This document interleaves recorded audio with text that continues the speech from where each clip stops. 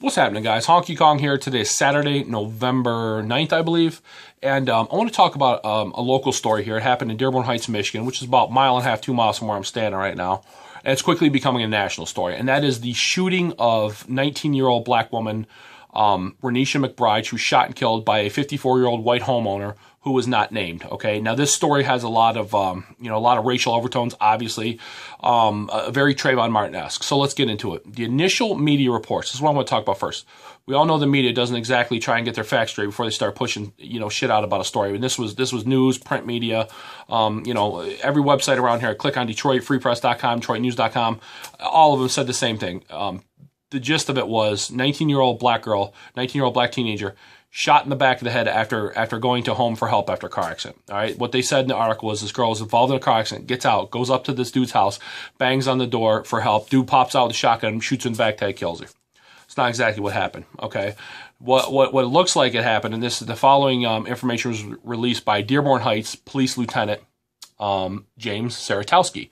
What he said was Renisha McBride was involved in a car accident in Detroit around 1:40 a.m. Okay.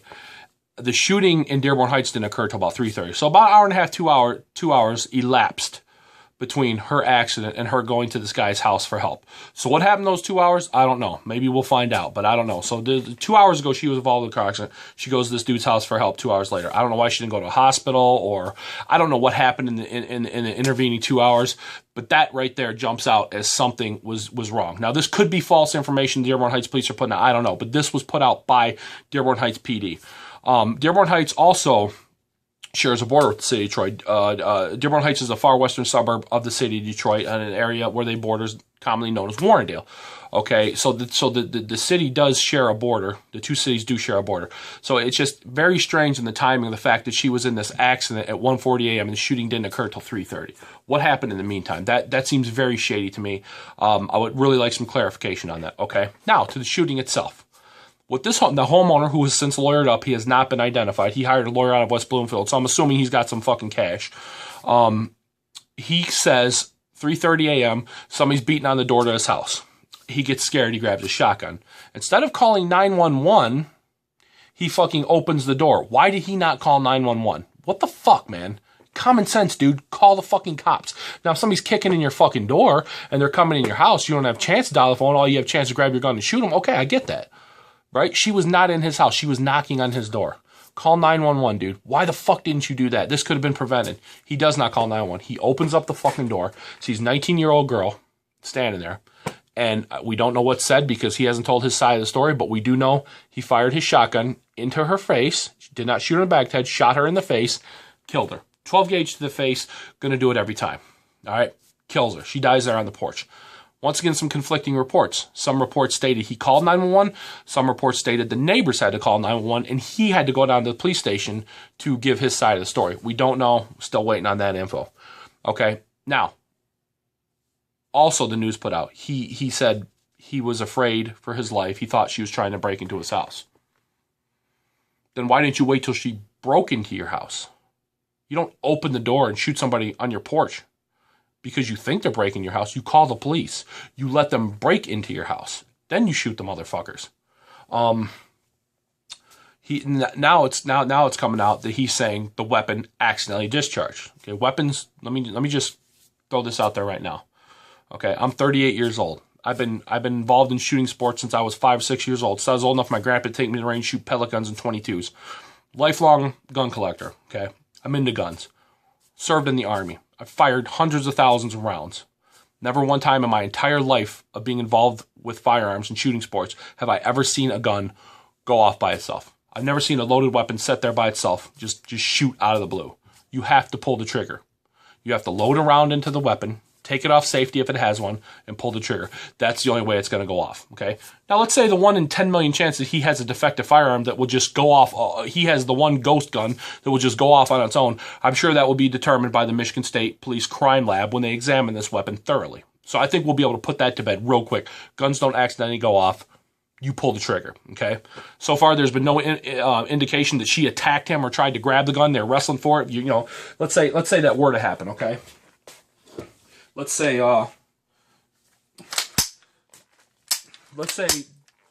this isn't a shotgun. This is a Ruger 1022, but same principle. I have my finger on the trigger guard, okay? She grabs it from him. Let's say she grabbed the barrel and as she pulled it, his finger discharged, okay? That could be semi-plausible, but that's not, nothing in this story indicates that would happen, okay? Looks to me like for whatever the reason is, he just pulled the trigger, fired the weapon. So at very least, I would see, involuntary manslaughter. Okay, he has not been charged yet, and that's what Renisha McBride's family's super upset over, and I understand that. No indication of a hate crime, just two people brought together, these circumstance, and this guy, for some reason, we don't know yet, but I can't wait to hear his reasoning behind it. Because, like I said, on the surface, what I know, it looks like there's no possible way this guy can avoid charges. Okay. I would think at very least manslaughter, involuntary manslaughter, something like that. The Wayne County prosecutor, Kim Worthy, said she's waiting for Dearborn Heights Police to finish their review of the case and send all the information to her office, and she will review charges. I would bet, unless there's some crazy information in there that we don't know about, and I can't imagine what it would be that would warrant shooting this unarmed girl in her face with a fucking 12 gauge. I don't see what could possibly, how the Wayne County prosecutor wouldn't be able to bring charges. Okay. So, moving right along, the part of this story, besides the fact a 19-year-old girl lost her life, is the evil race-baiting motherfuckers like Jesse Jackson, Al Sharpton, local fucker named Ron Scott, John Conyers, Democrat out of Detroit. Whenever this shit happens, these motherfuckers, evil dicks, get so hard. They can't wait to jump all over this story because it keeps them relevant. I've said this a million times. They don't want black people and white people together. They want us apart. They want us at each other's throats because then they're relevant. Then they make money. Then they're on TV. They can push their fucking agenda. If we all got along, they wouldn't exist. They've made a career out of race-baiting, whitey-hating behavior. Fuck Al Sharpton, Jesse Jackson especially. Oh my God, words cannot describe you how much I loathe those two motherfuckers. I feel sorry for the black community. You went from leaders like Malcolm X and Martin Luther King to great men, to great leaders, to these pieces of fucking shit who I wouldn't scrape off my fucking boot. I wouldn't give a squirt of piss for either one of these motherfuckers. Hey, Jesse Jackson, how's your fucking tax evading federal fucking prisoner's son doing, you faggot motherfucker? And Al Sharpton, how are you even still alive? God, man, you look like you got AIDS. Could you just die already, you evil motherfucker?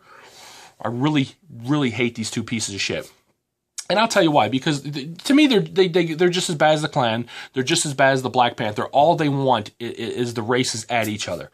You know, they want so badly there to be a racial motive for every crime, unless it's black on white. And I'll tell you why.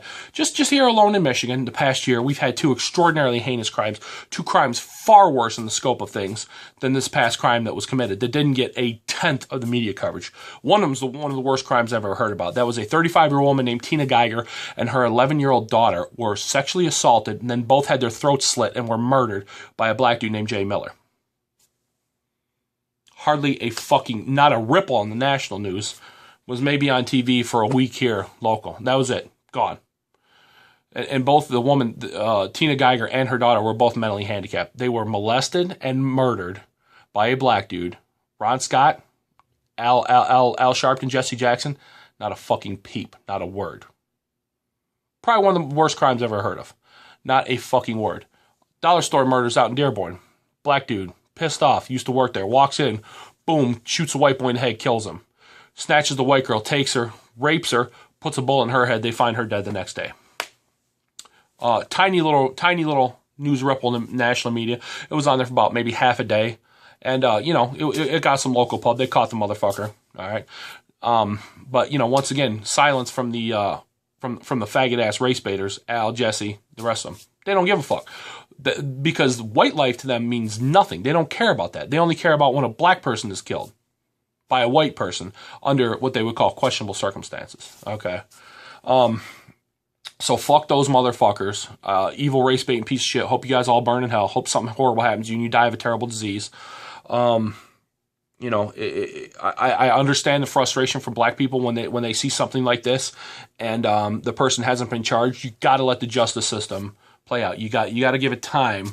Let them give them time to get this this shit together and forward it to the prosecutor. And let's hear what the other side has to say. As I said, my personal opinion, I see charges coming. I see them coming soon, and you know, we'll wait and see. That's all I got. In closing, rest in peace, Renisha McBride. You know, thoughts and prayers out to her family. Hope they can find some peace. Her family, by the way, has you know, they call for peace. They're saying all the right things. Seem like pretty good people. So, you know, I hope they get, you know, can eventually get over this tragedy. And, you know, Al, Jesse, fuck you motherfuckers. John Conyers, eat shit. You're all old. You're going to die soon anyways. And I'll make it a point. Hopefully one day I'll, you know, make a pilgrimage and piss all over your fucking graves, you pieces of fucking shit. So eat a fucking dick, motherfuckers. I'm out. Peace. Everybody be safe. Catch you guys next time.